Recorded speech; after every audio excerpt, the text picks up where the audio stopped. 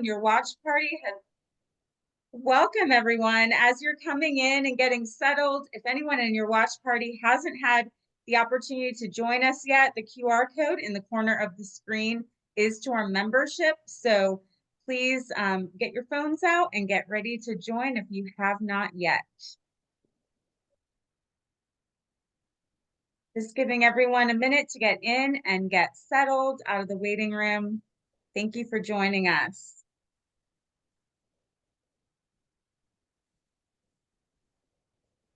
Well, as I said, welcome, members and partners of the Reading League of Virginia. My name is Jennifer Sassano, president of the Reading League of Virginia. And tonight, as a TRL VA community, we're about to explore a documentary that is a powerful testament to the criticality of our mission.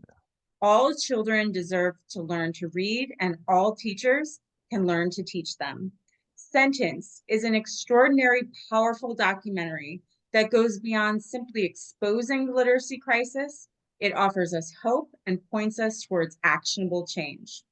Imagine a world where no child is sentenced by illiteracy, where every teacher has the knowledge and tools to unlock reading for every student.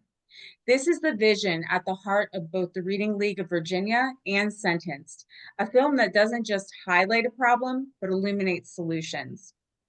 Through intimate and impactful scenes in Sentenced, we will become firsthand witnesses to the profound effect of illiteracy in our nation. The film reveals how reading is more than simply learning to decode words.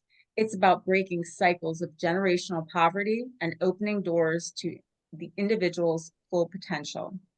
In the words of the film's creators, some of whom are with us this evening, that we're fortunate to have here with us tonight, Sentenced is an immersive and vulnerable exploration of the epidemic of childhood illiteracy through a series of braided, character-driven stories.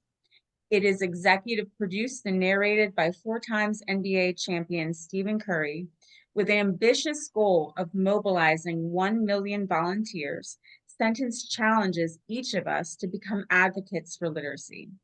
This is more than a documentary. It's a movement that says education is the great equalizer, and literacy is the key that unlocks every child's future. Before we get started, we want to gently alert you that this is a very real and raw documentary with very raw content. As our mission and our responsibility as professionals is advocating for evidence-aligned literacy instruction, we chose this film as a board because of the importance for us to be aware of the powerful factors that influence literacy, such as poverty. Be prepared that Sentence takes an unapologetic deep dive into literacy's impact on generational poverty. Due to the nature of the film, viewers may have questions along the way. However, to honor our collective viewing experience, the chat will be turned off for the duration. However, because we're fortunate to have some of the creators here with us, there will be a Q&A to follow as it relates to the film itself. Please save all of your live questions until the end and kindly use the hand raise feature on your Zoom screen so that we can call on those in our many viewing parties around Virginia and beyond. Following our viewing of Sentenced, the creators will provide our TRL VA members with a special sneak peek of their sequel Moonshot, part 2 of this world-class documentary that again doesn't end at exposing our literacy crisis, but ignites hope, inspires change, and empowers communities to take action. While you will see, the film elevates tutoring as the solution, and this is a powerful factor. However, it takes more than just tutoring, of course. It's essential to ensure that tutoring is evidence aligned where it is taking place. However, the more it takes is for every teacher in every school to provide the solution through evidence-aligned literacy practices every single school day.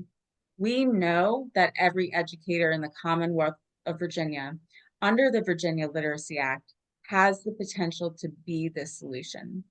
So, are you ready to be part of the solution? When it comes to the members of the Reading League of Virginia, We know the answer is yes. And if you haven't joined us to become a member yet, we encourage you to pick up your phone, use the QR code for free membership, and join us in this solution now. The Reading League of Virginia is honored to partner with the Children's Literacy Project to bring our membership this literacy community watch party experience. So now please allow me to introduce Jeff Martin, acclaimed producer and award-winning impactful documentaries, and the founder and president of the Children's Literacy Project, co-producer of the film Sentenced. Through the Children's Literacy Project, Jeff leverages powerful media to bring essential resources and volunteers to our most at-risk public schools, champion the cause of childhood literacy. Thank you, Jeff, for being here. Oh man, I'm so honored. Thank you, Jennifer. That is the best introduction I've had, and I'm almost as a talker, I'm almost at a loss for words, but only almost. This watch party might be the biggest such event that we've had for the film. We've had big rooms full of people, but we haven't had anything virtually anywhere near as big as this. And I'm super thankful to be here. Thank you, Jennifer, for your gentle warning that this is a deep dive. I think I've written and directed a bunch of films, and if I had been the director of this film, I probably would have made something a lot like The Right to Read or The Truth About Reading, or something smart people saying what's true and backing it up with visual evidence, showing that what they're saying is true, and it would be compelling and written and smart. But oops, I just went off the screen. But instead, some young filmmakers who happen to be related to me, Connor Martin, and his partner Mark Allen Johnson, said, we don't need to see another Talking Heads movie. We need to see what it's like to really not be able to read. And the truth of it is we discovered very early that if you went out to film children who were illiterate, you wouldn't find any, because there's no such thing as an illiterate child. There's only one that hasn't learned to read yet, and that hasn't been shown. And the illiteracy really starts to affect people when they get older and they discover that the road in their life is blocked, and all of a sudden somebody who's, you know 13, 14, 15 years old is illiterate. But we don't call 10-year-olds illiterate. We'd say they haven't learned to read yet. So we decided to make the story about illiterate adults, and the film surprised us. What a deep dive we ended up doing into generational poverty. And so it's with that in mind that we have really decided that, as an organization, the Children's Literacy Project will join the team of people who exist to disrupt generational poverty. And we believe that literacy and the work that you all do and are committed to is the one thing that we can do to change the lives of children. They're going to run into problems in their lives. We all do.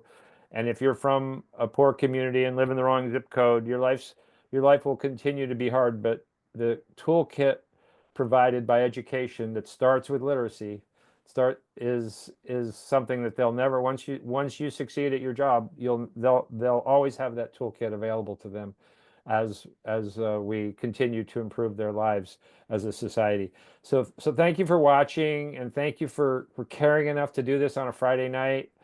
And I'm gonna hang out. I'm gonna go on mute and off the camera, but I will be back ready to answer your questions. And then I'm really excited to show you the bookend. If the system is the problem in Sentence, and you guys are part of a system, the system, it can be the solution. And the Moonshot series that we're creating, and we're showing you the teaser film on, will be a welcome relief to what we're going to put you through over the next 60 minutes. So thank you for being here. And if you're home and you have a cocktail, keep it close for the first 30 or so minutes of the film. Thank you very much. Thank you, Jeff.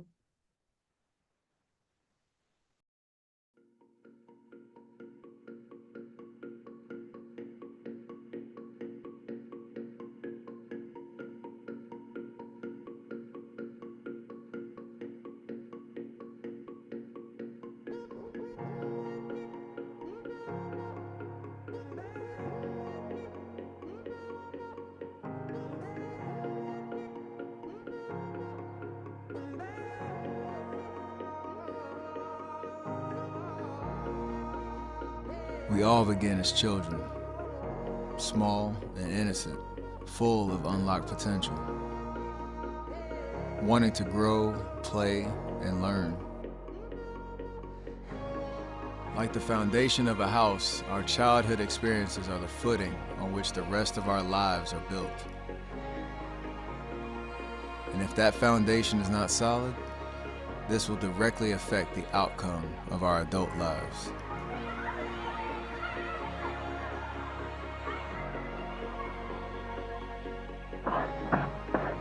Once you learn to read, you will be forever free. Frederick Douglass.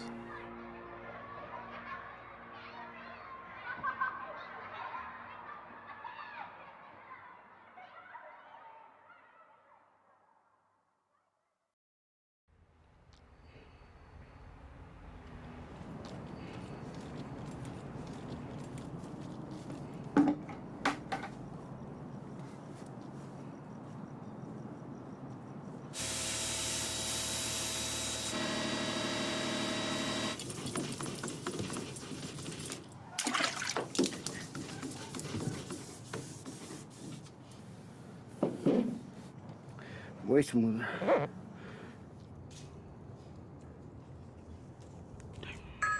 Ma. Yes. Huh?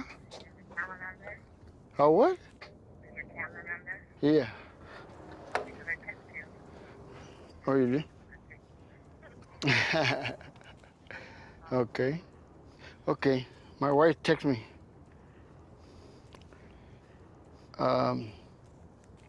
What's I? That is a I, right?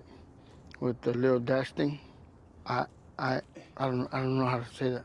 She wanted you to help me read it. But I don't know that first one. B, I know that one, the B, right? Getting out at 10:30. And this one, I don't know this one.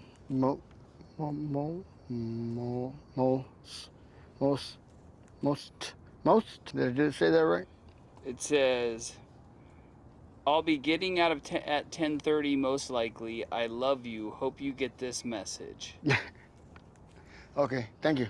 Sorry to make you struggle with it. No, but that, I do that, that's what I do every day. She wanted me to tell you that she loved you.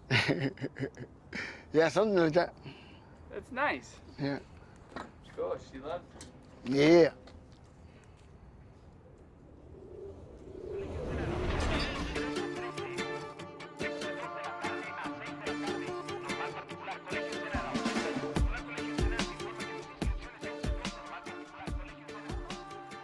My name is Fuji.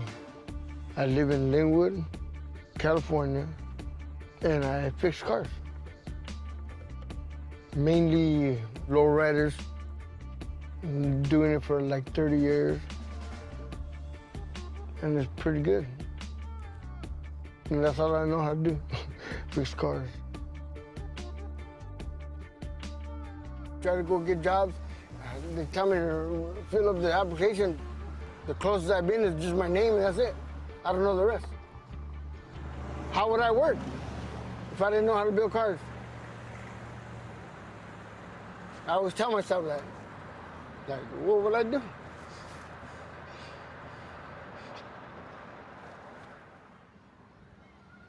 I don't think I know what I would do.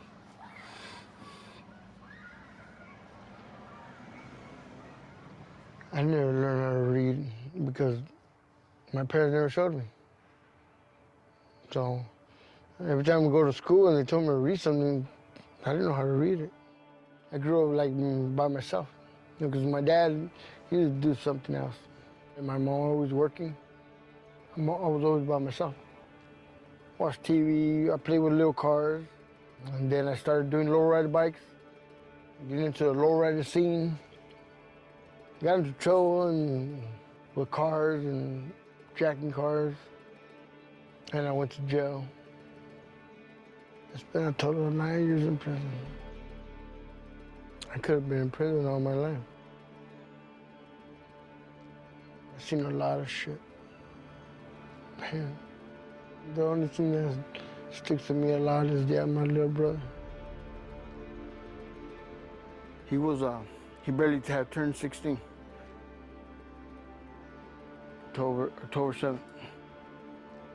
My sister and her friends were in the front of the house, and I was on the side, and some guys passed by. It was a gang, looking for the gang that hangs around right there. They didn't say nothing. They just started shooting up my house. Pop, pop, pop, pop. They just shot up my house for no reason.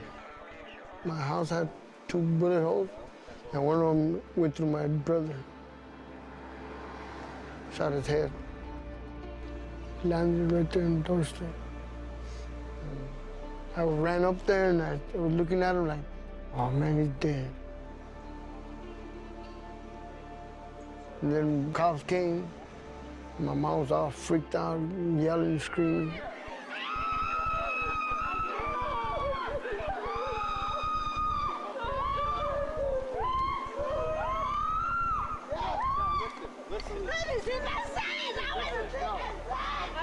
Then we had news reporters and all that shit. Fucking, I got in a fight with one of them.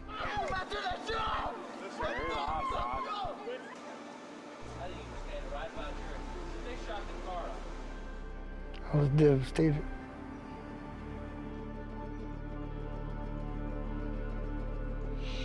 Devastated. Big word. Don't know how to spell it, but yeah.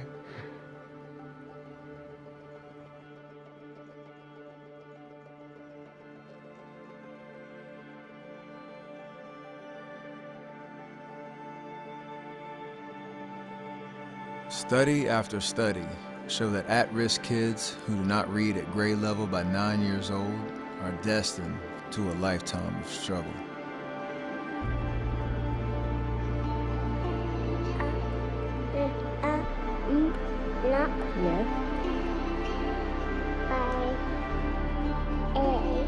Stop.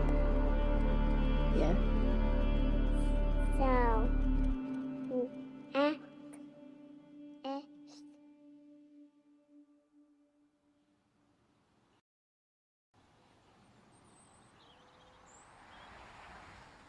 So have you ever used these? See how I'm putting, see how that locks? Yeah. See now it's got a good hold on that? Yeah. All right, just lean back in the chair. So I want to set these pliers. Yeah, you. Oh shit. Okay. Ooh, no, that hurts. Now I've got a pair of actual, like, really, really neat We needles. might need to try that. It's like really sensitive right there. Beats the hell out of having to pay a dentist. I can't afford a dentist. Playing a video game While the wife's having her tooth pulled? while the wife is having that fucking tooth pulled. I ain't the one for pain. Hell no! That just looks crucial. I'm sure they wouldn't do this in a dentist office. Hold on. Yeah, she's got to hold it. Oh, don't break the tooth, please.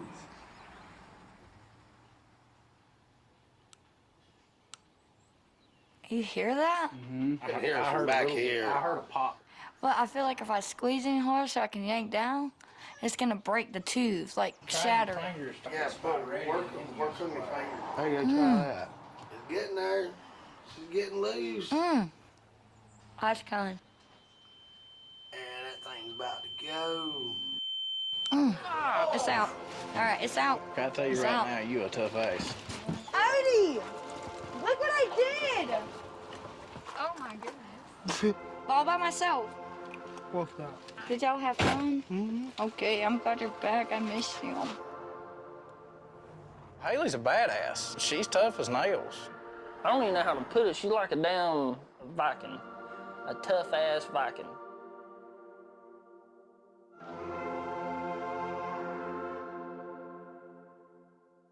I did not graduate from high school.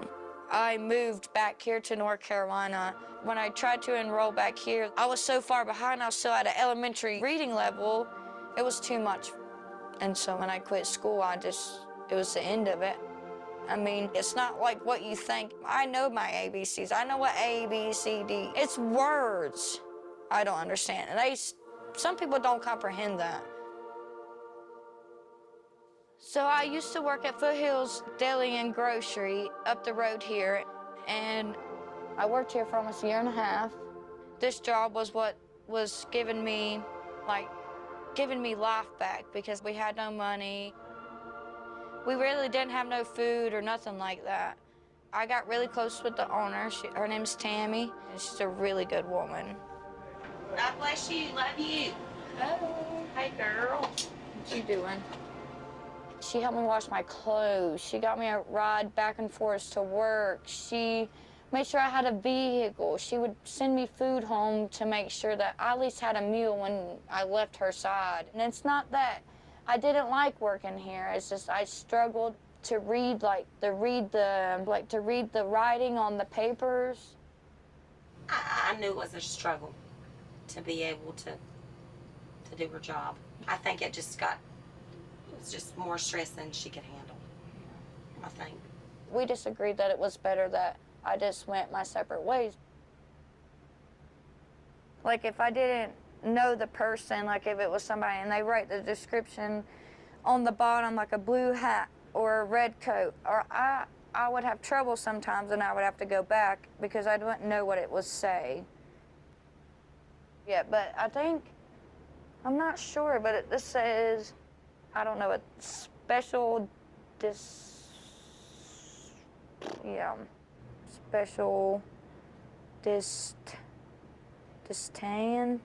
ec. Is that special? It's not special because there's no P's. I don't know. But no, it's okay. Please. So when you try to figure that out, how do you figure it out? I sounded out like S-A-K-E-O. Skill? I really don't know what it says. So it says social distance. Please social distance. Oh, please social distance. Like if I was at another place and I didn't have somebody to explain to me what it said, I wouldn't even sit here because I would think it would mean something was wrong with the table.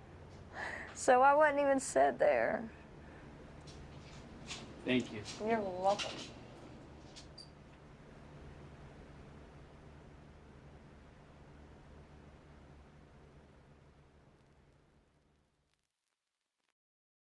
According to the Department of Education, 43 million adults in the U.S. score low in literacy.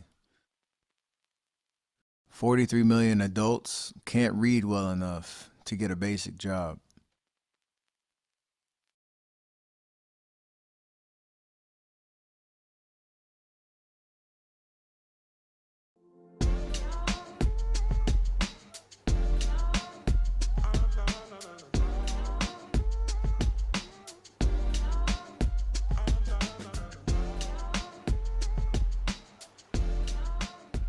My best friend is Ruben, my son. He's 13 years old. He go with me everywhere. We go to the beach, and then we go on the sand and stop playing. Just go in the water. I gotta be screaming, like, get out the water, get out, get out. I get scared because I be thinking he's going to drown over there. He's very special. He's sweet, respectful. I keep telling him to do better than me because I want him to do what he gotta do. So he a good kid. I think he's gonna be better than me. I hope and I pray to God he's better than me.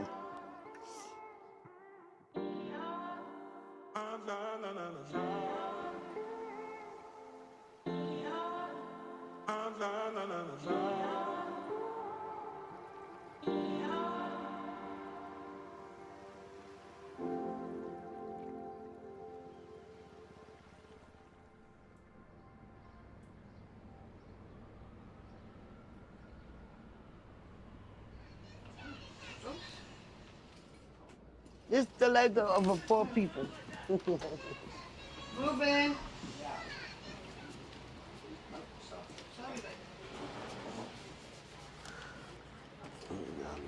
Oh, sorry. Sorry, baby. All right, so it's time for me to watch my TV. Thank you, baby. Well, my dad been in jail all his life. Woman, were you like that man to be your father? He's my boyfriend. No. Look, he's handsome. He comes out, 3 months later, he's back in jail. Comes out again, then he goes back to jail. I've been there, his father been there, and I don't want him to go there. The last time I remember seeing him was when I was like 5 years old. I keep telling him to do better than me. You know, I didn't graduate, and I'll be very proud if he graduates. And I will get my bifocals. Where are they? I don't even know where the hell they're at. Because I got problems with reading and writing. And I only graduated from the 6th grade. Yeah, I can't have a seat. Right now, I'm backed up on my rent. They send us this every month to let us know how much we owe. They say $7,672. I don't know.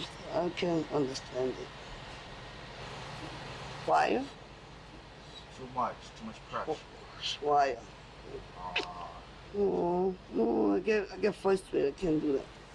Anyway, it says, police. I get frustrated. It says, please return. Okay, return this note. I'm getting frustrated. I don't want to have a bad day. I tried. I did what I had to do. Ruby, he's going through the same issues like me. I hope it don't affect him in the future. The hardest part I struggle with is reading and writing. Even though I try spacing out the words, it's hard for me because I still can't get a clear picture of like how to say the word. I can't read books with big letters. Sometimes I cannot help him with the homework they give him. I don't even understand it. That hurts me truly. Like, I feel sad because I want to help him. When I grow up, I want to be an architect. Mm-hmm. I build with Legos. He built that whole thing up by himself. Basically, this is where it all started. When I found my passion. Oh, beautiful.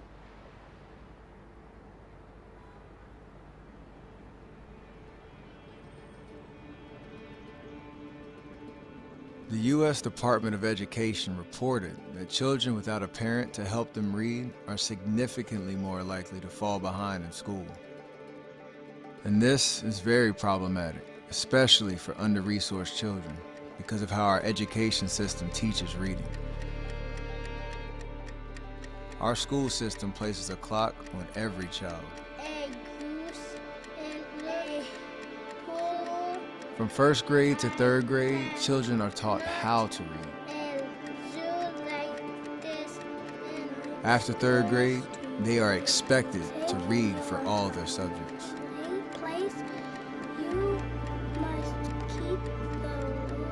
Their ability to read frames their future.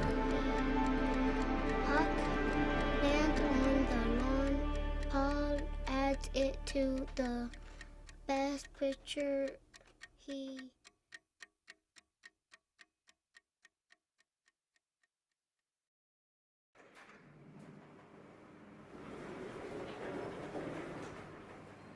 Yesterday, someone on the 2nd floor had got shot, and they are in critical condition, so I had to go to the hospital. What floor do you live on? The 3rd floor. Excuse me.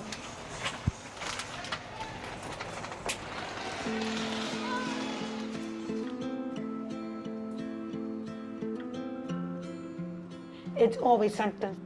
Somebody either getting shot, getting stabbed, machetes pulled out.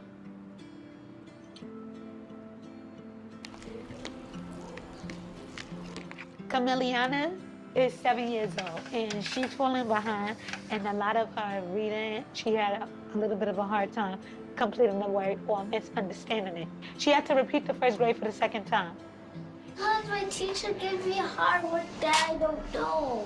And some of the work is hard, like she's still on the kindergarten level.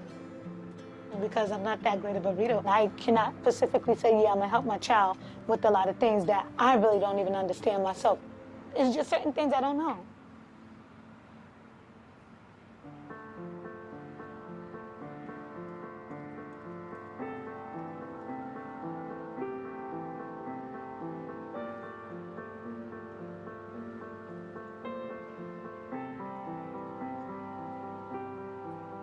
My name is Bianca, and I am 31 years old.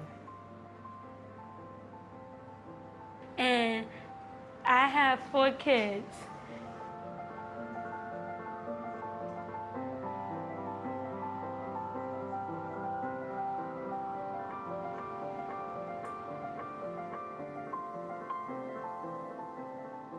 Cleaning, making sure they go to school, they do their homework.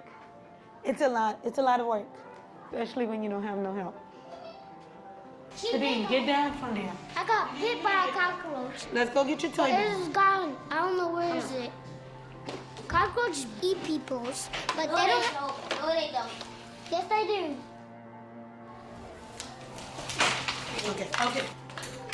Thank you. You gotta do it. You wanna try it? Okay, look.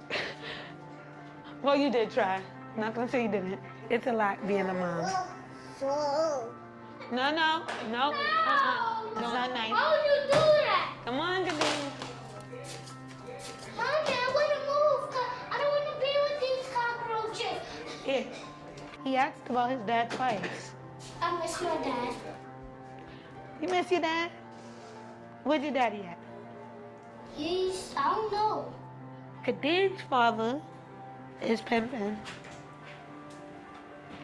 So I choose not to have my kids around him. The 4-year-old, she's with her father. So he's gonna bring her back later. And Mazaria's dad, I will not let him take her by himself, is because he runs the streets. So we're not gonna go for that. And Camiliana, her father got shot breaking up a fight before I had her. So he's buried. She really did not even get to see her father at all.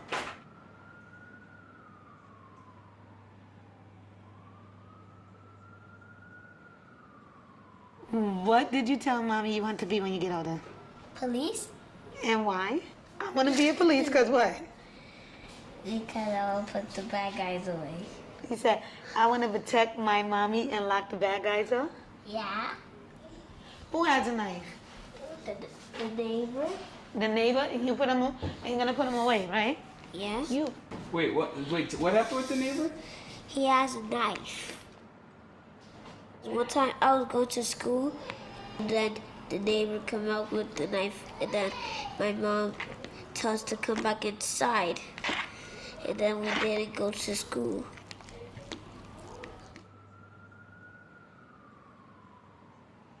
A Harvard University study found that trauma and toxic stress inhibit the development of a child's brain, crippling the parts responsible for learning, reason, and emotions.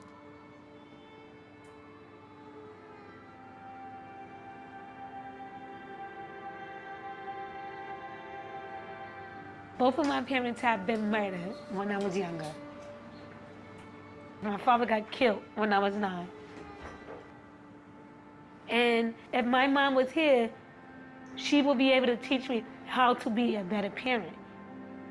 But unfortunately, she passed away, so she can't. I just had to learn it on my own. Calm down. You're gonna put it in the pan. Camiliana's gonna help Mommy turn the oven on. My mom got killed in front of me when I was 12 years old. My stepfather drowned her in front of me. He held her head down in the water. I was fighting him and punching and kicking him to not kill my mom. Hold it. I got it. With one hand. Hold the bowl with one hand. And then stir. It's called learning. Look at it. Sit down. School to me was like, I didn't care because I didn't have my mom. Clean, right? Your room. And I felt behind in it, right? Read, clean your room, read a book, and feed Pat. Let me just point out one thing. Is that Pat or Pet? Oh, it's with an E. Why did I thought it was with an A? It's okay. Can I just feed I mean, since Pat we're first? teaching him, I figure I would just tell you. Feed a pet first. Don't get it wrong. Like, I can spell, but when it comes down to harder stuff, it's a little difficult. So I'm not a good reader and I'm not a good math person. They ain't really cared to, like, do the schoolwork. I just wanted my mom.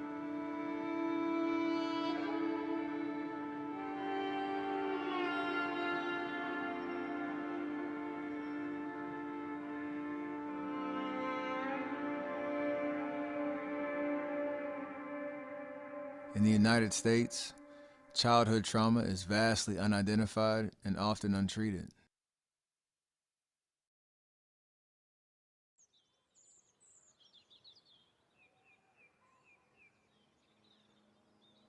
Well, I mean, truthfully, I've never had trauma. Like, I mean, I've had family pass away and stuff like that, but I don't think I've ever had anything dramatic, like change my life dramatic. I mean, my stepdad's had an addiction. My stepdad was an over-road truck driver. Like, he would be gone for like 2 weeks at a time. And then when he would come home, when he couldn't get a supply, he would be ill, like hateful. Like, we weren't allowed outside. Like, we had to sit in our rooms. Like, he would take all of our stuff out of our rooms. It would be just our beds. That was it, a pillow and a blanket. We had to, like, whisper all the time because, there was that saying that kids are supposed to be seen, not heard. We'd have to sit there until he calmed down because he didn't have his cocaine to calm him down. Like, sometimes it would be a week. We'd just be stuck in there, just sitting there staring at the walls, doing nothing. I don't really call that trauma, though. I don't think that's trauma. Like, I think, like, something dramatic happening is trauma.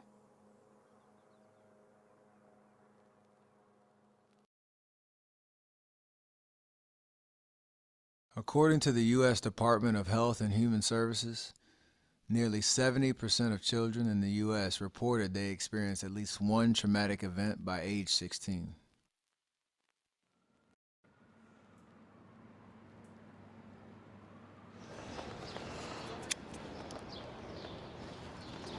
Well, I got molested by my oldest brother. Then he raped me. It's a lot. I got a lot. And then my father was an alcoholic. So he used to abuse my mother a lot and abuse me and my brother. So it was hard for me. And it's just, my life is just depressing. Like. So when I had Ruben, it's like he filled my life up.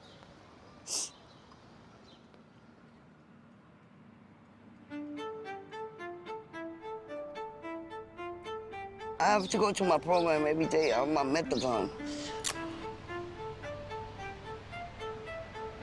It's like a substitute for heroin. And if I don't go, I will have to do heroin.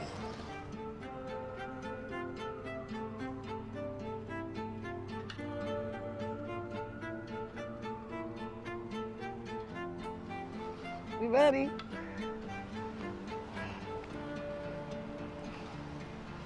Thank you. Get my cigarette. When I was up to 4 months pregnant, I was using heroin, I was using crack, cocaine. One day I just woke up, I was like, I want to change.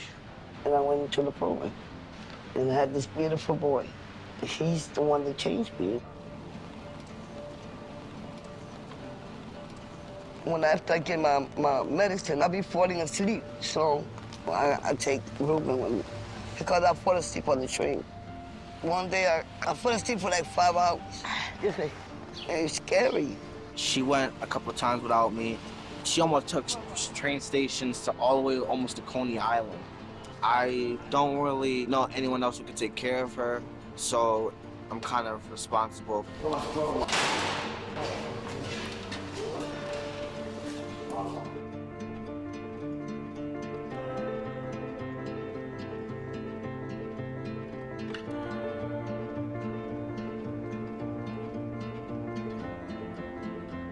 1 second. Oh, you're getting a mustache again. You're not a baby no more, you big boy.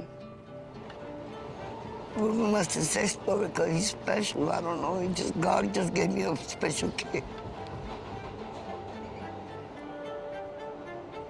He's my everything.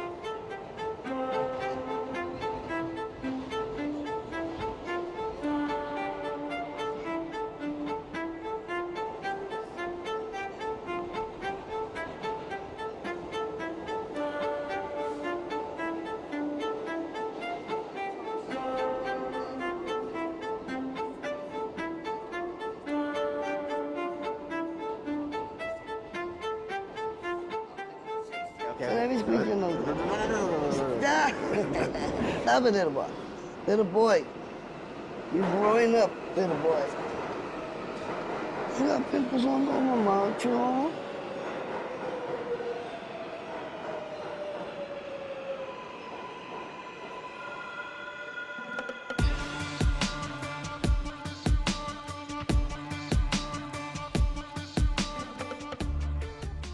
Oh, Fuji's next love, besides me and his family, are his cars. I can't imagine Fuji without a lowrider. I could not.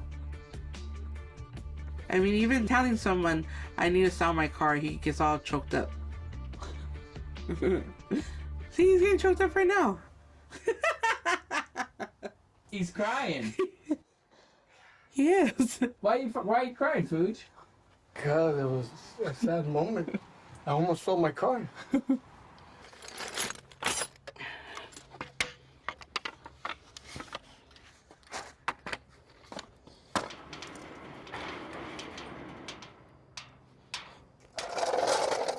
I used to own my own shop, but it got confusing and hard. Some people, I want my receipt, And if my wife wasn't there, I couldn't do it.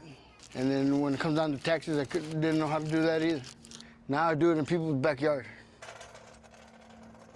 This is what I'm working on right now. It's a 1950 Chevy. This is the way the car should look like when I'm done. That makes me smile. Makes me happy.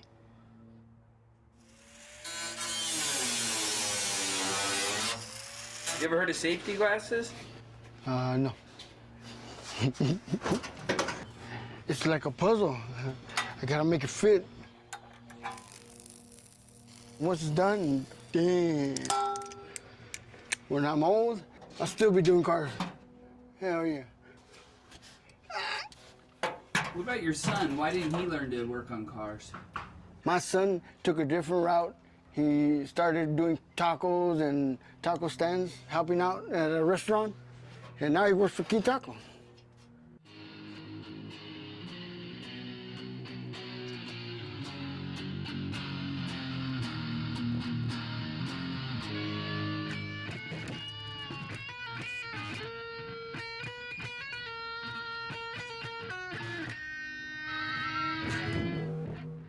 I grew up with kids clowning me like, oh, you read too slow.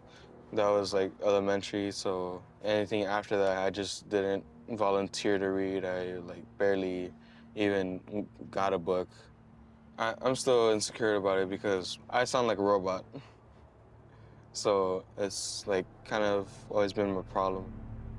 So I can't get like office jobs. I can't get like this job where I'm just like sitting back, like 9 to 5, like office, like just typing. Mainly my jobs are like manual labor, like it puts me in that direction. I was working and I didn't really spend that much time with them to do their homework or do their reading lessons and stuff like that. I probably should have because Fuji couldn't. But I'm thinking about it now, it's like, wow, I did it to them. Because I didn't spend that quality time with them.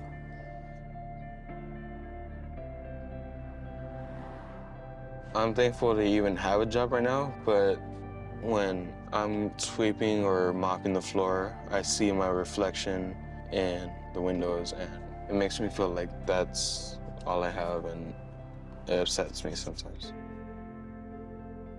I don't want to be that person like mopping as a living. So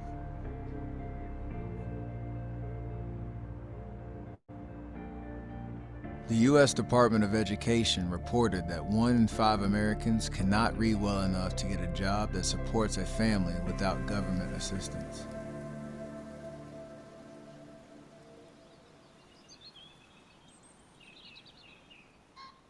You're welcome, honey. You're welcome. I love you too, sweetie. When I quit Foothills, it was really hard because we lost our food stamps right after I left here. The car got repoed, lost the property we were living on. We had to move back in with our friends, Clint and Misty.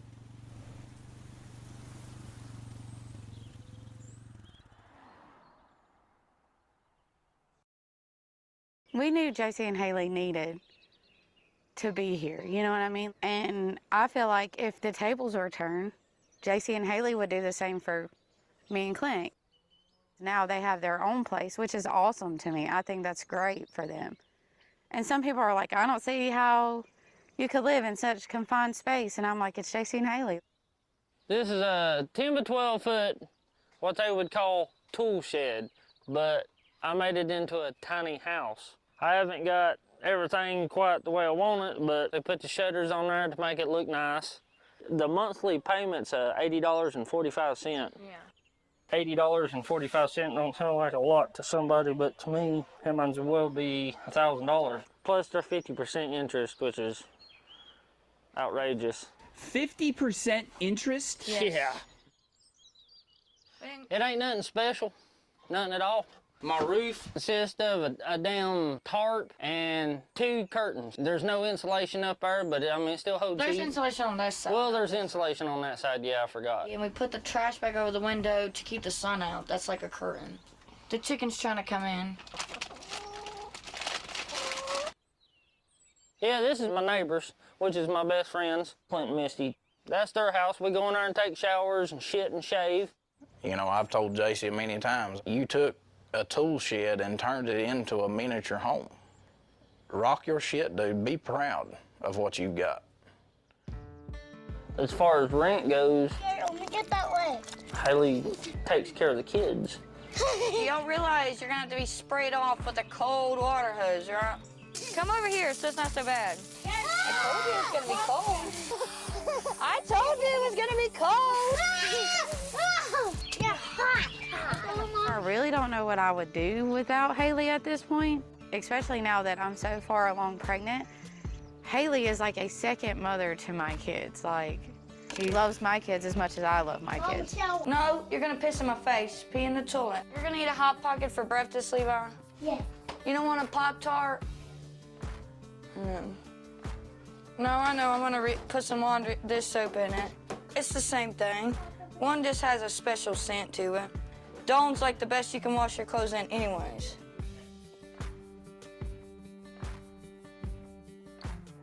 Yeah, good job. What color is that fire truck? Red. Oh, I like airplanes. I'm gonna keep kissing. I'm gonna... Here, I got this fix. All right. Do you ever feel stuck? Yeah. Oh, yeah. Well, trying to figure out how to... We're stuck because we have no property. Like, we have no, money to get property. It's not that I can't work a job. It's just I have to take in consideration, am I going to be able to do this job in fully? Like, I can't work at fast food because all their buttons are, words. They're not, pictures or nothing. It's all words. Mm-hmm. And you tell an employer that you're a good learner. Like, if you just teach me what it says, I can do it. But they just want to look at you like you're dumb.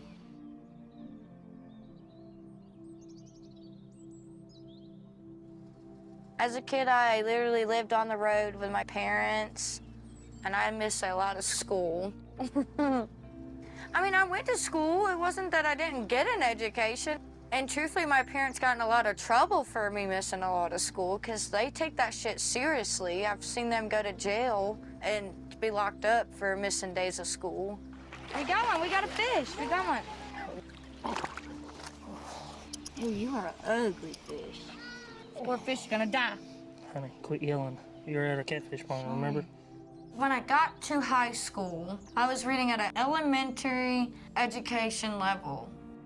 I mean, they tried to help me, but it was just too much for them. I mean, they tried, they really did. I'm not saying like some of them didn't try. But that's all I had was my teachers at school. I went home, I didn't have no support like that. In the past, I've had people say to me, well, why don't you just teach yourself to read, or why don't you just get help? It's not that easy. You can't teach yourself how to read if you don't know how to read. I mean, that's a really good saying because, I mean, you can't.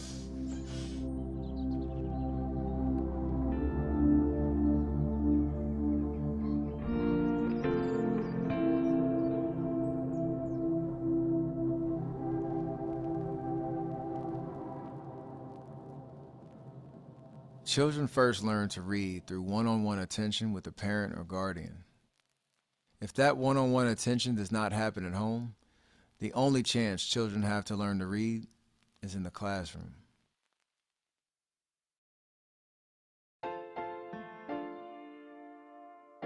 If you don't know how to read, beyond 4th grade, there really aren't the resources to help you catch up. All right, class. It's really difficult being a classroom teacher to meet with students one-on-one. There you go. E makes the A say its name. I'm saying penny. Now, sometimes I question myself and go, oh my gosh, am I going to be able to do this because of the distractions? Can you pick up the pencil? Sit. I'm gonna give you a timeout. Marcus, I need you to turn around and pay attention. Do I need to call Dad? Feels so very sweet. Excuse me. Eyes over here. Eyes over here. Miss S, could you call someone? You're gonna sit in your seat and you're gonna cut those words out. Stopping and starting all day long. Okay, that's our red alert. Get over here. Red alert.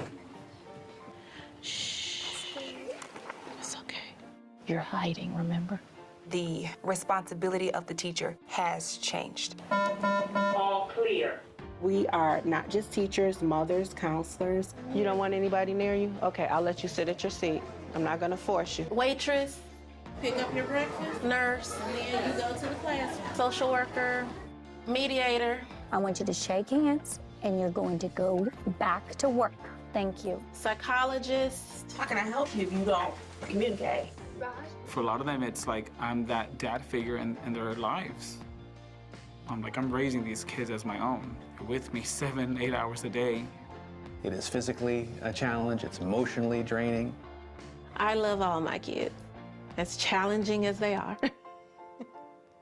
Because somebody needs to love them. Each year, 1.3 million 4th graders in the United States fail to read at basic levels. Kindergarten, first, second, it begins there. Because if you can't learn to read, you'll continue to struggle in grade 4, 5, and on up. And slowly, we begin to lose you. It has to come together for these babies. Like it has to click. Because after that, it's just failure after that.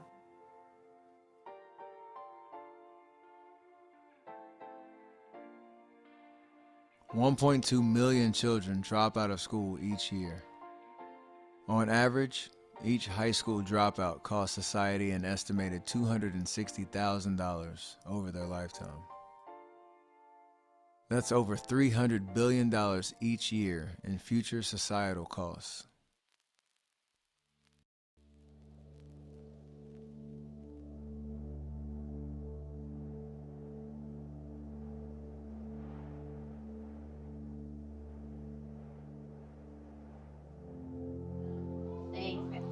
Hi, Rico. Yes, hi. I'm sorry. All right. Hey, how you doing, Brother Rico? I'm Marquise, Mr. Kawa. Pleasure to meet you. How you feeling today? Good? That's good. I'm one of the mentors here, and they partnered you and me together, man, so we're gonna be a team for a while. A Harvard study showed that children who do well despite serious hardship have had at least one stable and committed relationship with a supportive adult. You know, I used to go here when I was a kid. I used to go to this school. Which one you want to start with? Cat in the Hat. That sounds like a good one. T, Yes, yeah. T, son. Hey, so they actually got the big letter T kind of emphasized, but that they really go together, like those three. So you got to sound out. Oh, it's the. Yeah, there you go. Yes, sir. The sun did not shine. It was so. I've been in Detroit all my life, man, and you know, I didn't do a lot of reading. You know what I'm saying? In my house, my parents didn't read. Both my parents dropped out of school in the 10th grade. Like, it wasn't no bedtime stories in my house, right? I was one of those at-risk youth myself. I had got a bunch of felonies when I was a teenager, gun cases, you know what I'm saying? 60% of young men entering prison cannot read above a 3rd grade level. I ended up going to jail when I was 17. Luckily, I got wise quick. And thankfully, you know, I did start reading. You know, started a business where you gotta read, you gotta do research, you gotta stay up on things. It's easier to build strong children than repair broken men.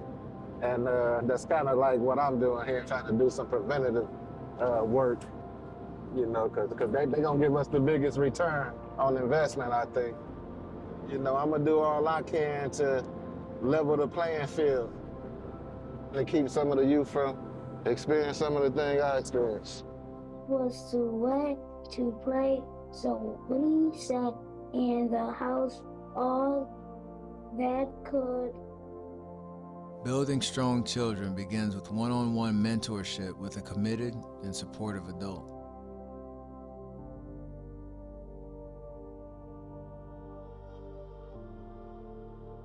I really don't remember the first year and a half after he died. I stayed in the house. I was doing like 12 miles a day on the treadmill. I was drinking. And I have to confess, I almost gave up. I was very close to giving up. I really tanked. I went off the deep end. But I got some really good help, and I don't know. I think that's why I believe in a power. I believe in God, because something pulled me out of whatever I was in, and I said, I've got things to do in life.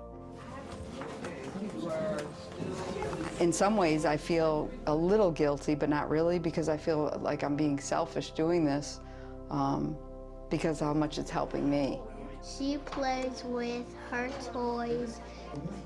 Avery, okay. I know that she'll pull me out of whatever it is I might be into, as far as my mind is going to not a good place, or I just am not with it today. True. This is for me to help myself and help myself by helping other people. Let's move on to something a little bit. There you go. And if that's all I do the rest of my life, so be it. So be it. I'm very grateful for that. So.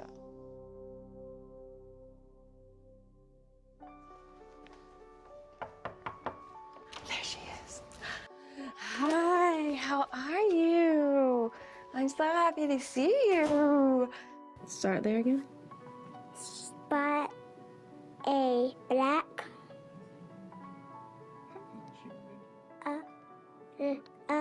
lump. Yes. By There's a lot of stress that our students bring to school before they get here. read. I can imagine what half of them go through. They're thousands of hours behind, even before they even enter into elementary school. We're fighting against neighborhoods. We're fighting against parents that are not focused on their children. Some of us may be hungry. Some of us may be homeless. Some of us may come from broken homes. Their electricity has been turned off. Foster children, kids who are raising an entire family by themselves. Mom and dad are not home. Mommy's in jail. They already have post-traumatic stress. It's already there. They don't have books at home. They don't get books read to them. They might not even know their letters. Illiteracy is a symptom of poverty. Every year, millions of children pass through our school system while actually falling farther and farther behind, heading towards a life of struggle.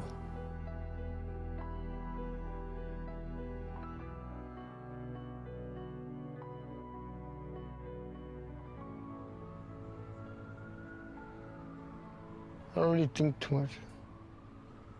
I don't really start thinking about the future and stuff. I just think about the next day. What I gotta do the next day. Because then when I start thinking again, I start getting mad and I just say, no. Okay, what's happening today? Just go on, whatever, go with the flow. When my wife got laid off, it was hard for me because I was doing everything. Everything You know what I mean? was on him and my older brother. The oldest son, he helped out a little, but He took off on his own. took off on his own, and I had to make all the money. So expensive. Even just a one bedroom is like $1,500. We've been in the worst places. Yeah. Surprisingly. All right. See ya. All right, later. See ya. I like cooking for my family. At least I know they eat, you know what I mean? Oh, now this is the hard part. I don't know what these say. Just TBST? Tablespoon.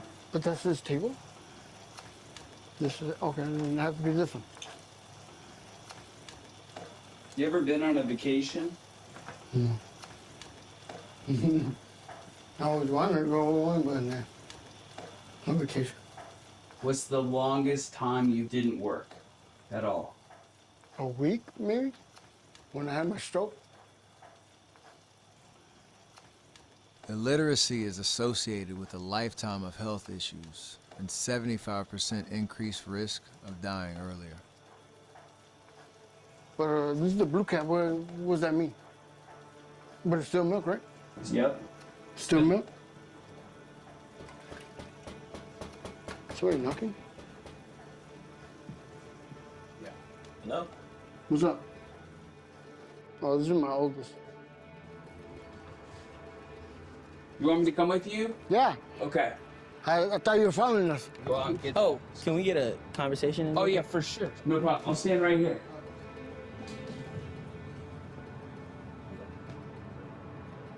Who's that? They cut my pills. They cut? I don't have Man, I thought you were Medi-Cal. So now what? So I gotta wait until Monday to pay back the pills I stole and then get new ones. And where the hell do you take them from? I took them from the CVS. That one. I'll stay home tonight and then go to the hospital tomorrow if I have a seizure. So what did I tell your mom? Let her know I might be in the hospital. Okay. All right. Be good. Everything all right? His pills. And if you don't get them, he has seizures. Bunch of them. Like one after another. Bam, bam, bam, bam. You guys have a little beef, you and him? What do you mean? Well, I just felt like a little tension. I mean, if it's none of my business, you could tell me. I just feel like... And he took off with my wife's car and he got it impounded. And I was mad. But, yeah. It's all right. Nothing big. I just get mad when you don't have no pills.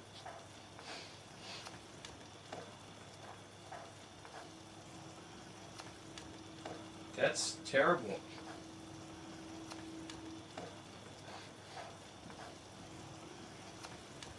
Like to go to the emergency, you have to have a seizure.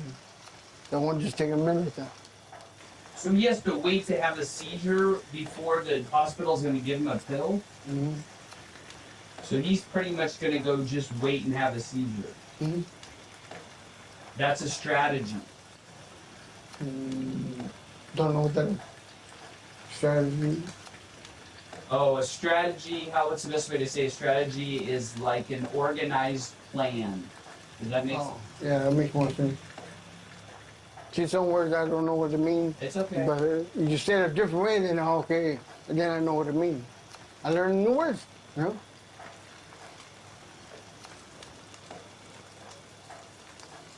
And life goes on. During the making of this film, Fuji died of a heart attack. He was 53 years old. He will be missed.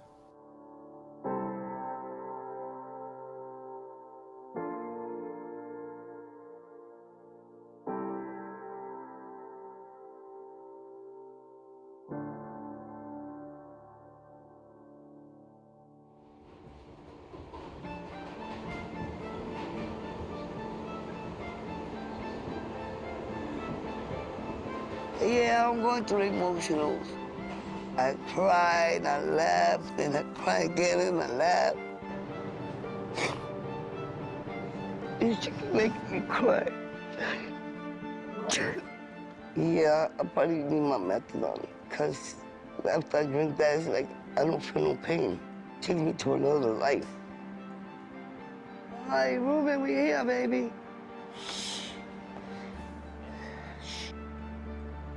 I can stay right here. I'll be right out. Don't go nowhere, please. Be careful. Love you.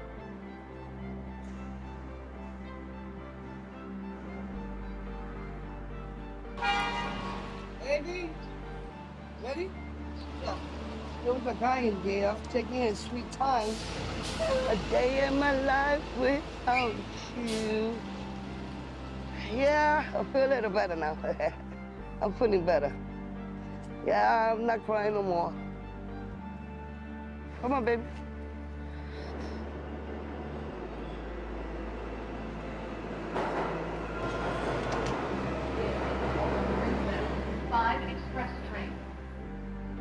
The odds of dropping out double each year for students who consistently miss school.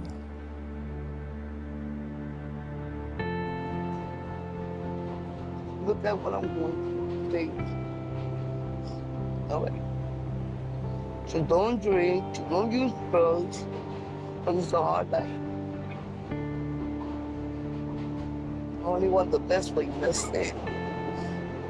And look, remember your father been in jail all this time, all your whole life he's been in jail. Don't do what we do. It's not a life. You always say you want to be an architect, that's what I want you to. You know what I'm saying? Even if I die, I want you to be somebody, okay? Yeah. You know I love you. Mwah. Baby, good smile.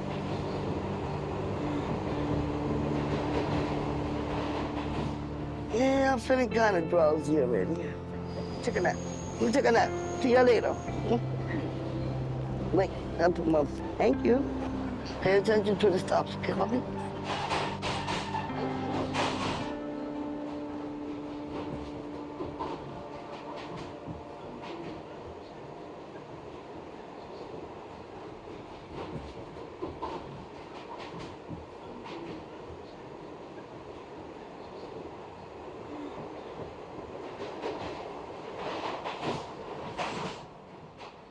A mother's reading skill is the biggest factor in her children's future academic success, according to the National Institutes of Health.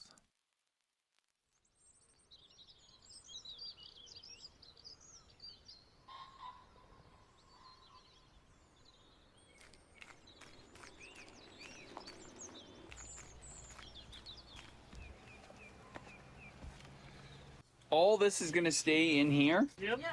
This is grocery shopping for a month. We don't chow down like we're rich. Like, it's usually just one meal a day that we need to provide for ourselves. We got cheese sticks. Now that was a little out there, but listen. What do you mean out there? Like we didn't need splurging. You don't need cheese sticks. Like what was, you know what I mean? That doesn't make a meal. I mean, we have a problem. What's that? I can't. It's froze up.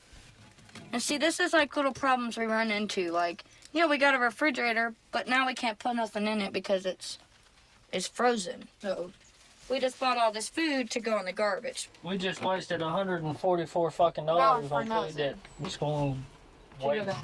To waste.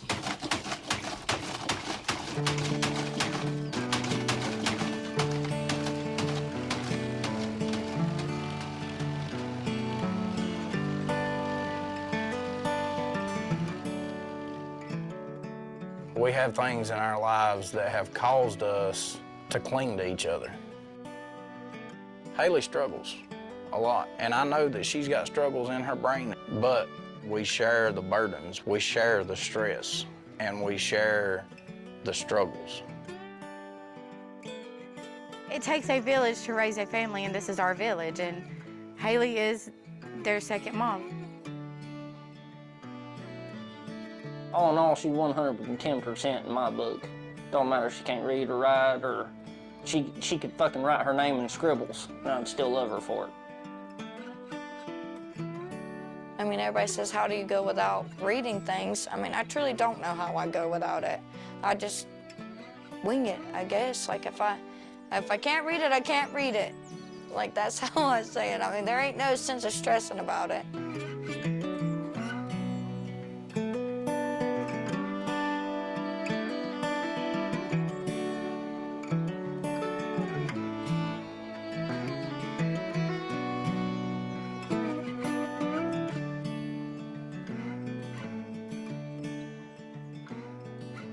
"75% of children who enter 4th grade behind in reading never catch up."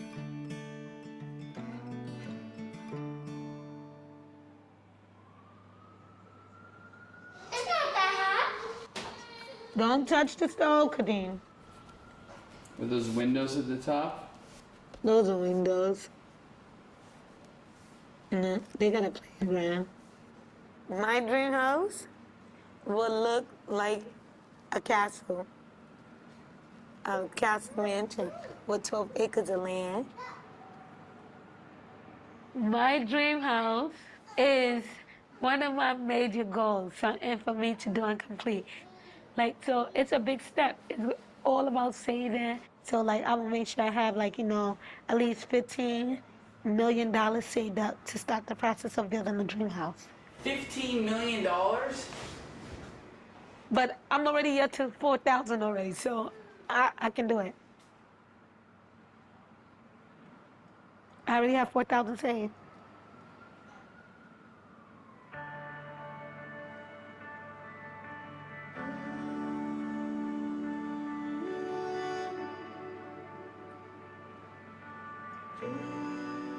One of my plans is for us to get out of the project and for Scenaria to have like a better life. I don't have to worry about, violence or people taking advantage of her. I want Camiliana to become a detective to protect her family. I want Kadeem to become a politician, to keep all the streets and stuff clear with the negativity. And I want Mazaria to just be her pretty self when she get older and to become whatever she chooses to.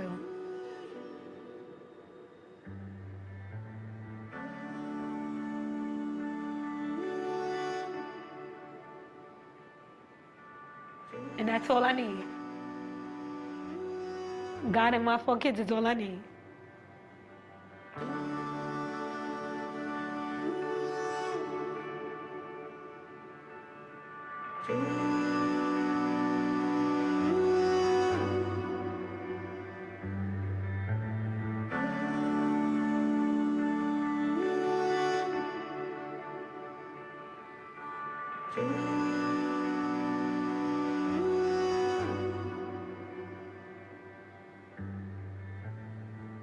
The U.S. Department of Education reports that over 80% of low-income 4th graders never reach reading proficiency. And each year, millions of kids are sentenced to a future they don't deserve because of their inability to read. And then something went bump. How did Bob make us jump? Woohoo! Give me a high five, man. I see you got this. That's the spirit. Yeah, you're gonna be a doctor, a scientist, something. Yeah, that's good, my brother. I'm gonna come meet with you, man, every Wednesday. Man, we're gonna make a great team.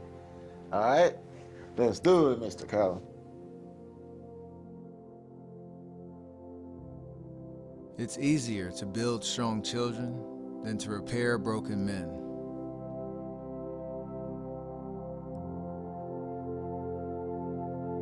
Lend your name to teachakidtoread.com and join the movement.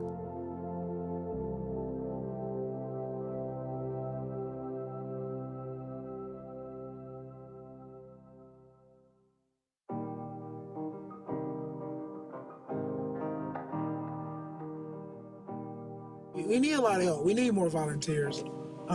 We need people that are going to be consistent. I don't know, what do we need to do to get the volunteers? I mean, seriously, do we have to actually come to your house with the kid looking sad and say, please help us? I mean, come on, please. I mean, just get it, try it, get involved. I guarantee you, you have so much fun.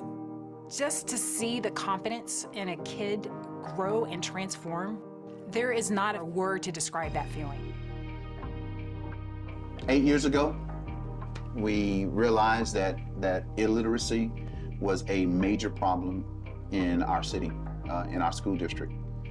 It is a big problem that has a simple solution. And you have a simple tool that can do it, man, pick that tool up and work it. You're supposed to be mentoring them, but the kid's changing you. And when I began, I didn't want to do it. But it changed my life. Changed my life.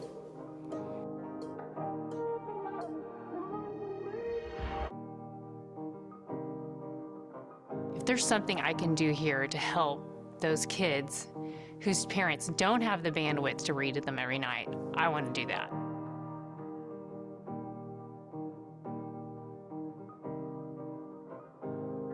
I still love teaching, and so this gives me the opportunity to continue working with students. Ask, what can we do? To get into these schools, find out the schools that need help. You will be welcome with open arms because we all need the help. So I called up the grade school and talked to the volunteer coordinator, and before I knew it, I was working with a third grade teacher, and I was reading with kids who were struggling. And the thing that was amazing to me was that these kids who were struggling with their reading were just as smart as the kids who could read really well. It's just that they didn't have anyone in their life who consistently read with them. I reached out to our employee base. We have 20 of us who are volunteering. The school assigned us teams or individuals one-on-one. And so we go once a week, read to the students. All of us wish we had longer. All of us, say it's the highlight of our week. It's just an hour and it goes too fast. I should do it twice a week, but I just do it once a week. It's the most rewarding process. I have mentors that come in for an hour. I have mentors that come in for 2 hours. I have one mentor there that stays all day. So anybody can do it. If you can read, you can do with this. Believe me. If I can do it, anybody can do it. I think anybody can do that. Anybody. I mean, you ought to be able to lunch. Don't eat lunch. Eat lunch in the evening time. You don't have to eat lunch during the day. Come up to this school and do the work, okay? These kids, they would love it. They love feeling like somebody cares about them.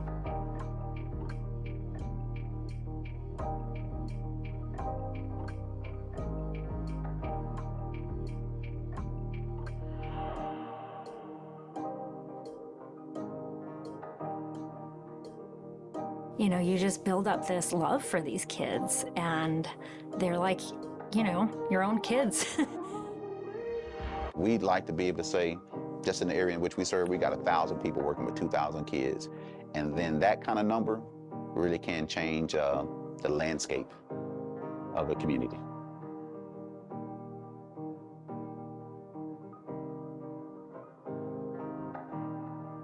When you teach a child to read, you give a child a chance.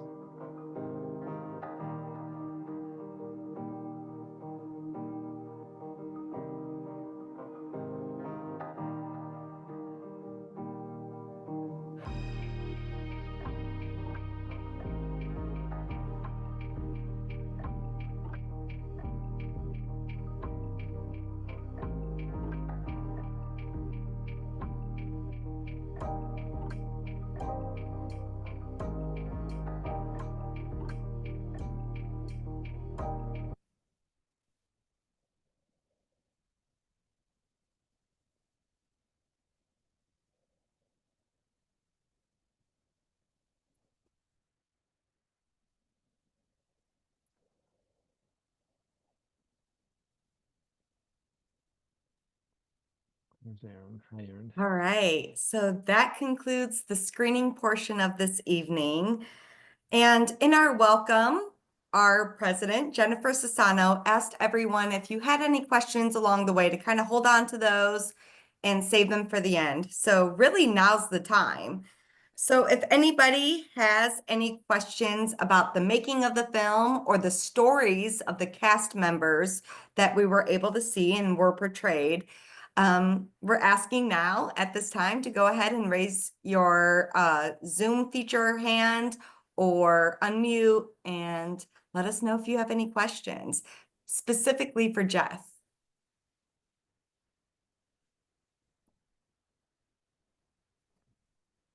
I have a lot of experience with silence after the film. It is, and I know it.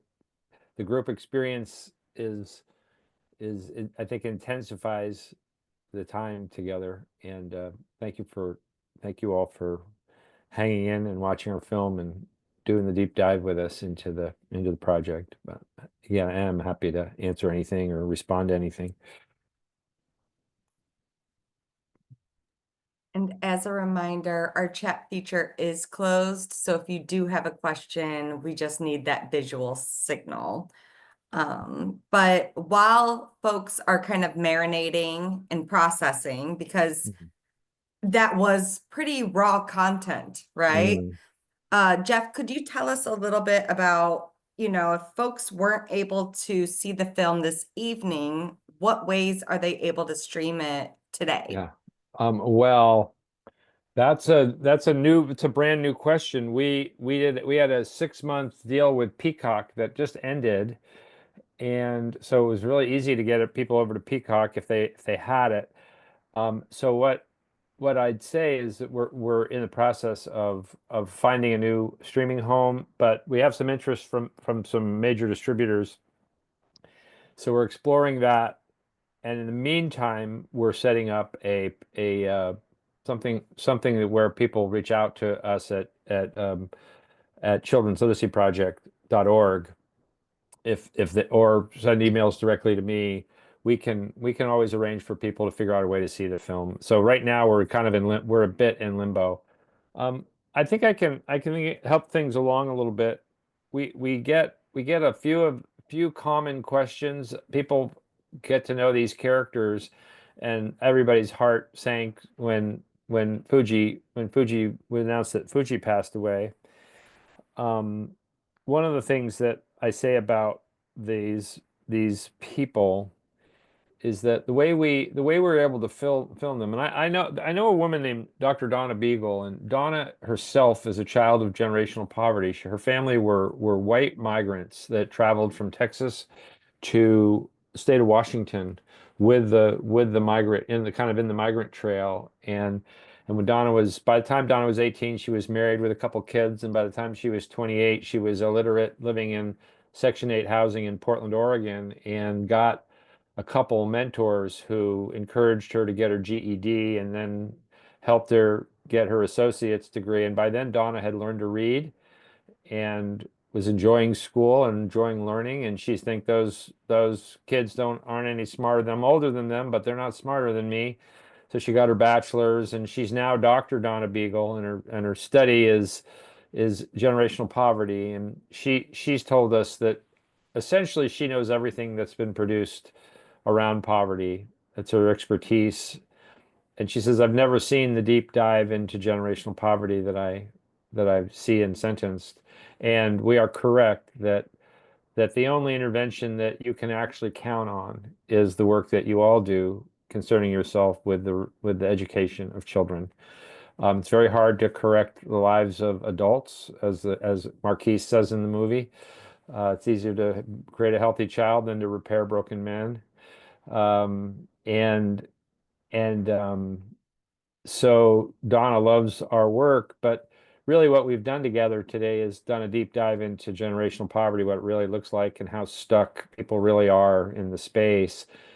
And so I'll tell you, the statistics bear out. Not only did Fuji die in his 50s, but Anna died recently as well. And Ruben found her, and we're in touch with Ruben. And it is a thing that you don't pay people in documentary films. They were generous. I often say that of the $1 million we spent making and promoting Sentenced, the most generous donations were the people sharing their lives in the film, and that they trusted us to not embarrass them. I hope we didn't. And yet they knew the cameras were on when actually Haley was using the camera lens as a mirror as she was trying to get her tooth out. And Dr. Beagle, when watching the film, was just sitting there looking at it, and all of us cringe when that's happening. And Donna was just sitting there watching. And then she looked over at me and she says, "Jeff, that's my family. None of them have ever been to a dentist. We always pull our own teeth out." And those of us that are cringing are literally watching something that is an everyday way of life for people who are in that situation. Generational poverty is different than situational poverty. I actually was raised in situational poverty. My father was an alcoholic, not providing for my family. But the expectation was I would get educated. I would figure it out. There was a roof over my head. There was food. My mother worked. There was food. I'm not a child of generational poverty. It's not the same. I was dyslexic. I couldn't read. I couldn't read till I got to college. I literally was reading with my finger. I was told I needed remedial help at community college. So all of you who are so educated, just realize that here I am, 67 years old, making films about literacy. And I was using my finger at 17 years old when I entered college to track with the words and be patient enough with my dyslexic brain to master every word before I went to the next. And something happened in that first semester where I learned to read, and I read my first novel for pleasure at Christmas break, my freshman year of college and community college. So I learned to read, but the expectation was always that I would, and that I'd be okay. And it's not the same. So anyway, Anna's had another baby. Haley's had a baby. Bianca's had another baby. Excuse me, has another baby. So she has 5 now. And Anna's gone and Fuji's gone. And Fuji's family was very honored by the film. They are super thankful that they participated. So a little update on the characters and some of the motivations and things we learned along the way. How else can I be helpful? Yeah, so I know this feels a little bit dark and heavy, right? Yeah. It's Absolutely. important content. We need to be aware of what's happening, but at the same time, we also have a preview to Moonshot, which is a sequel or part of the series. Yeah. And as many of us here on this call this evening are educators, Yes. I feel like Moonshot is the thing that would give us a little bit more hope. Like, what Yes. can we do? Where is our Yeah. influence in this Right. really big undertaking to promote literacy for all of our children, whether it is, a product of generational poverty or something else, but what is the role of schools? Do you mind if I go ahead and share, or do you want to give Why a don't I little bit more why don't I give you context? give you a minute or two? So the people, Steph Curry's good name, Stephen Curry of the Warriors, made this film a thing. It probably would have lived very quietly in the world of the documentary film if Stefan hadn't lent his name to the film. And his people saw it at a film festival when we were releasing it on our own, and we literally stopped the project, erased, took it out of all the festivals that we were trying to get in, and basically acted like we were starting over. And so our profile as filmmakers got increased simply by the adding of a name and adding of a voice. And we got called by the leaders of an organization called the Learning Alliance in Vero Beach, Florida, to come to a conference and see what's going on in Vero Beach. They have a project called the Moonshot Moment Initiative, and Moonshot is John F. Kennedy said we're going to go to the moon by the end of the decade. We don't know how we're going to do it, but we're doing it. And they said we don't know how but we're going to take this one school, Vero Beach Elementary School, and it's going to become a learning laboratory for ourselves, our district, and for the nation, the state of Florida and the nation. And we're going to figure out how the schools can re-energize around literacy, and we're going to do it. They were at 18% reading proficiency. The kids were leaving Vero Beach Elementary School, only 18% of them reading proficiently. Now they are at 70%, trying to get to 90%. And when I got there, I'm a filmmaker. I don't think they didn't invite me as a filmmaker. I mean, I didn't know I was being invited as a filmmaker, but that was stupid because I was. And I'm still, I guess, a little dyslexic on that issue as well. And they wanted to see whether there was a film project in there. And I just knew in a minute, but that it wasn't necessarily a documentary film. It was more like a master class. So that's where I felt like I was at. I felt like the school was a place of peace. The adults had transformed themselves into energized learners and teachers. They were learners and teachers at the same time. And it was getting transferred to the kids and the families and the community at an amazing rate. So we came up with the idea of doing what turned out to be 9-part series, 9-module series. And we've got the teaser is basically done, and that's what Aaron has ready to show you. But there will be 8 other modules. The superintendent, starting with the community engagement, superintendent, principal, classroom, arts and literacy, pre-K, birth to K, and a few other things that are special to the work they're doing. So this is a teaser module. It's not supposed to teach you anything other than excite you. And we are in good touch with all the leadership of the learning of the Reading League, and we hope that you will become great partners in disseminating. It'll, like Sentenced, it will be open source. We want you to use it for your own benefit and for the good of your community. So you're watching a teaser. You're not watching a module you're supposed to learn too much from. There's been a little confusion about that. So yeah, So you can Jeff, show it anytime you want. quickly before I share that piece, Mhm. and I know that you said, like, when we think about questions, when we look at Sentenced versus Moonshot, sometimes Moonshot will yield Yeah. even more questions. Correct. I don't want to disrupt the flow or anything, but I also want to honor the space for our call of questions between Sentenced and Moonshot. And while you were speaking, we did have a hand raise. Great. So I'm hoping that Caitlin Simpson, if you're still willing to ask your question, if you want to go ahead and unmute, whether it's about Sentenced or Moonshot or whatever for Jeff, feel free to use this moment. Hi. Yeah, hi. Thank you for sharing all that. I was just curious how you picked the locations and the people that you followed. Yeah, that was in the documentary film world, and as a person of faith, I gotta go give what is given, give to what is given to you, and the filmmakers, whose last name is Martin, not because he's my son, said that they know a man in South Central Los Angeles named Fuji who fixes cars and can't read, and we should go hang out with him and learn about what it's like to be illiterate. And once we spent time with Fuji, it wasn't for a couple of weeks until they even asked if they could film him. So we're just learning about you people like you who can't read. we knew that that's what the film had to be about. And you'll see when you saw the credits, you saw Connor Martin and Mark Allen Johnson sharing a frame. Every time one name came up, they both came up. Mark's a photojournalist, and one of the things you can do with photojournalists is say, go find a story, as opposed to, there's a fire, go shoot it.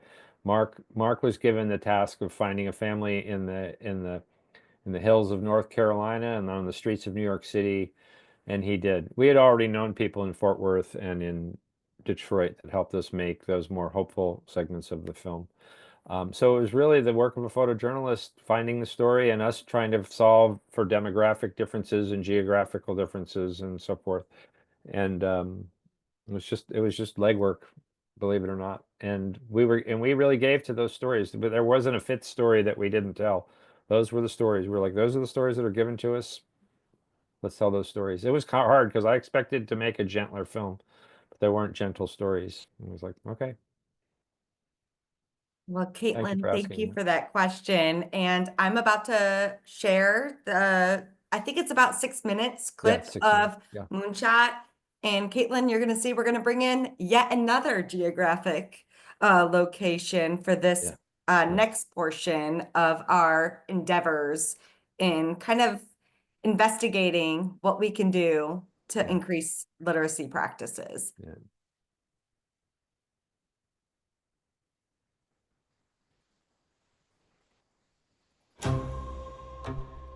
It's no longer hidden. Literacy is a huge problem in America. Throwing money at it hasn't solved it, and expecting the schools to do it alone has only made it worse. Only 35% of our nation's third graders are proficient at reading. We're leaving a whole lot of kids behind. The system really wasn't designed to look after all kids. When we don't get them at the right time, society pays. It's easy to point out the failures, but who is out there doing something about it? There's a county in Florida that's taking the literacy crisis head on. Indian River County's kids were struggling, and their families and schools were stuck in a harmful cycle. Too many of their kids weren't thriving. We can no longer, as a country, expect American Dream to be available for those kids in today's economy. We all want our community to thrive. We want our country to thrive, but it all starts with literate children. And these two moms could not get their kids reading. We both had boys who were struggling in school, and having it be so hard for them and nobody to help me was awful. And with money, you can go get tutors, you can bend over backwards, but it's not fun. And without money, God save them. In response, the Learning Alliance was started. We were just two crazy moms and a philanthropist looking for a place to bring money and solutions. And they set a goal for their community. Because Liz said, I said, well, the research will point to 95% of our population can be proficient readers. Let's set an easy goal. Let's dial it back a little bit and go with 90%. With their county around 45% and the wealth disparity, this was an ambitious goal. They probably think we're nuts, right? We are. But they were inspired by JFK's call to reach the moon with no known path, so they called it their Moonshot Moment. We choose to go to the moon, not because they are easy, but because they are hard. Because that goal will serve to organize and measure the best of our energies and skills. It's a big, ambitious goal. Nobody knows how to get there. But the community adopted the Learning Alliance's vision. So to have this Moonshot goal, it's all hands on deck, a major movement in our community. It's unified, everyone. We break barriers. We want to have 90% literacy by third grade. It could be life-changing if we crack the code. We'll change everything. It'll change a child, a family, the community, businesses, everything. They bet on the idea that pouring tons of resources into the prenatal to third grade development of their kids would trickle up through their families and schools, ultimately transforming their community. And so we've been advocating, what do we need to do in our homes? What do we need to do in our community? And what do we need to do in our schools? They scoured the country for best practices. Liz completed her master's in learning disabilities, and they started piloting in-school, after-school, summer school, and teacher development programs. It wasn't, let's just do a program that moves, 20 kids. We wanted something bigger and more. They made progress with the support of school district, but were having a hard time scaling enough to reach their goal. It's scary. It's scary to say 90%, right? You don't know how many times people have thrown mud in our face and said, oh, you're not there, you failed. And you have to persevere through that and say that the vision and the goal is worthy of us failing multiple times until we figure it out. And then the school district made a big change. They hired Dr. David Moore as their superintendent. We will truly act in the best interest of children. Damn the torpedoes, go ahead and fire me. We have to change. We're not going to lower our expectation. And the day that I have to sacrifice that is the day I'm out. He was drawn to the district because of the community's effort and was aligned with the Learning Alliance's mission. I'm going to invest in K1 and 2, so by the time they get to third and beyond, I can change the experience by making sure they never get behind. He brought his system change skills and a new culture to the district, and the school system bought in. It's all about what is best for students. We're not going to worry about adult comfort. We're not going to worry about whether we like it. Public education many times has failed our communities because we have been adult-centered. They put their kids at the center of everything they do. If we all have this collective goal of everyone being literate by the end of third grade, what are we waiting for? Like, let's go now. And the collective effort is really starting to pay off. In the last 4 years, their district grade has increased 29 state rankings. They've been voted Florida's most improved district 3 years in a row, and have been a grade A school district the last 2 years with a 96% high school graduation rate. Since 2015, their Title I elementary schools have improved dramatically. And while the state's non-charter third grade reading scores have dropped 3 percentage points, their scores have risen 5 points over that same time. The last 13 years, this community has been recognized as a national pace setter by the Campaign for Grade Level Reading. This is still a story in progress, and they're not to their goal yet, but something special is happening here. We can do hard things. We can do hard things. It's a story of a unique and multifaceted public-private partnership that has put years of effort and money into finding solutions that make real impact with even the most challenging elementary students and schools. And now they want to share everything they've learned in hopes that other communities with less resources can use their hard-earned lessons to take this crisis head-on themselves. Something unique is happening here in the Indian River school system, but it doesn't have to be unique. Everyone can do this work. Everyone can engage in these kinds of conversations to experience this community success that Indian River County is experiencing.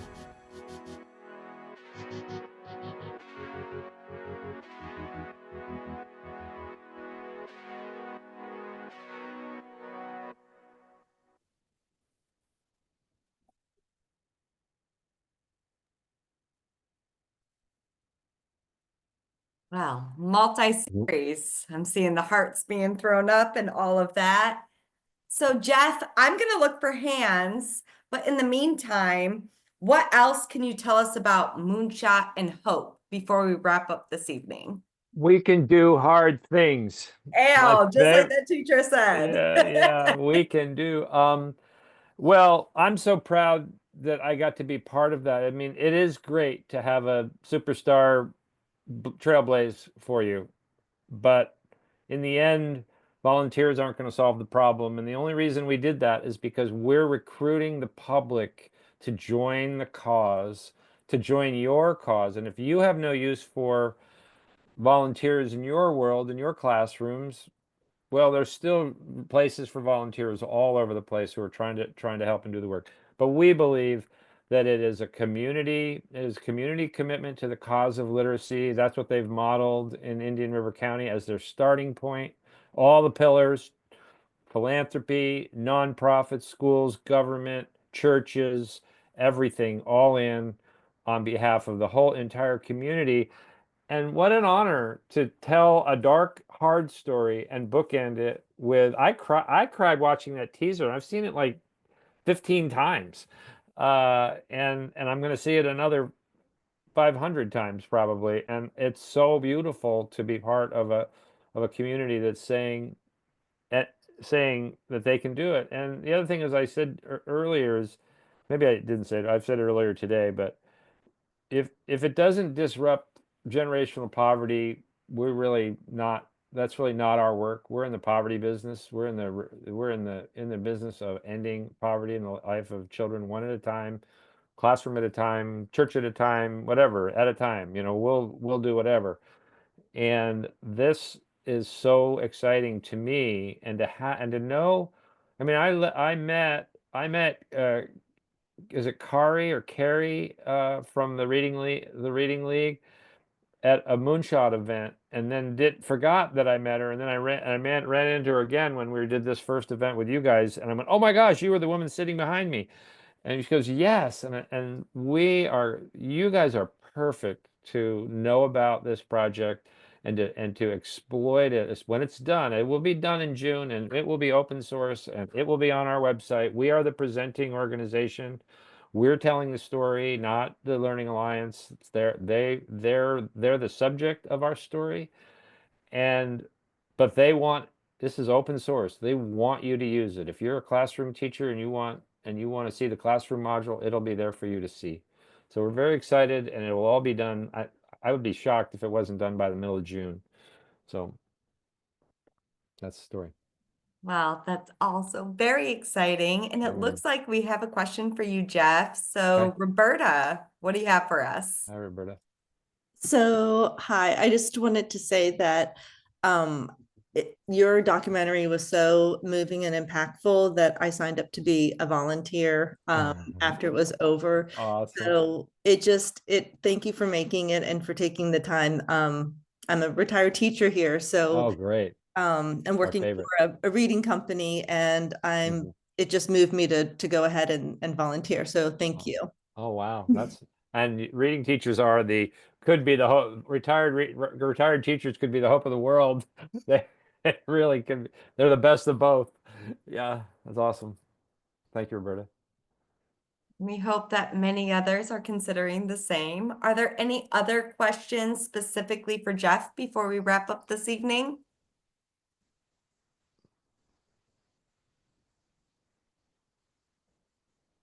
And again, the chat is turned off. I'm not seeing anything. All right. Well, I think at this point, I'm going to go ahead and turn it back to Jennifer Sassano, who welcomed all of us here today. And yeah, and thank you, Jeff. Thank you so much. Happy to be with you. Have a great rest of your Friday evening and weekend. And I'm going to check out. Thank you all. Thank you. Thank you, Jeff, for being here with us. Thank you. Bye now. As we close out this evening, I'd like to give a special thanks to our board, especially our Vice President, Kelsey Noel, and our events and publicity committees headed by Aaron Saxton and Brandy Morola, who have organized this event for us, as well as all of our hosts at our watch parties who tuned in. A very special thanks to our TRL VA ambassadors for spreading our message and hosting live events. You really are our agents of change in our communities all over Virginia, and we are so deeply grateful for the work and the efforts and the engagement of our ambassadors. We encourage others of you out there to become a part of our membership, get involved. We can do the hard things. I love that message from Moonshot, and I can't wait to see what they have coming up next. Thank you to the Children's Literacy Project, the creators of Sentence and Moonshot, for making the opportunity possible for our membership. And thank you to each and every one of you for taking your Friday evening to join us in the mission of the Reading League, where we believe all children can learn to read and all teachers can learn to teach them. Thank you, everyone. Have a wonderful evening.